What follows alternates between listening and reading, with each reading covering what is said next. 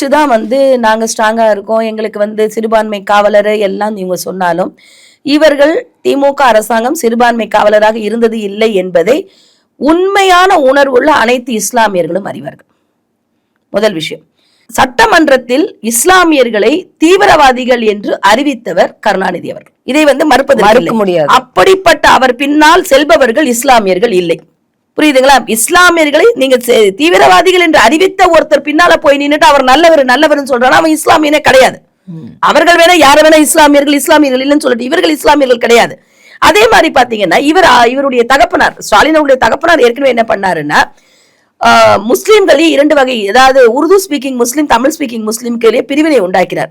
ஏன்னா 3% அவங்களுக்கு வேலை வாய்ப்பு கொடுக்கப்படும் என்று சொல்லி அது ஒரு பம்மாத்து வேலையை பண்ணி அவர்களுக்கு ஒரு பிரிவினை உண்டாக்கக்கூடிய வேலைகளை செய்தார். அதே இப்ப இவரு செய்யறாரு. உருது போர்டுக்கு நாங்க இது பண்றோம்னு சொல்லி இவர் பண்ணிட்டு இருக்காரு. நான் கேட்கிறேன், இங்க சென்னையில ஹார்ட் ஆஃப் த சிட்டியில இருக்கிற வக்போர்டு ப்ராப்பர்ட்டியான காயிதே மில்லத் கல்லூரியை கையகப்படுத்த நினைக்கக்கூடிய இதே தமிழக அரசு அப்போ எங்க போச்சு? அது முஸ்லிம் காலேஜ் இல்லையா? அது முஸ்லிம்களுக்கு சொந்தமான இடம் இல்லையா?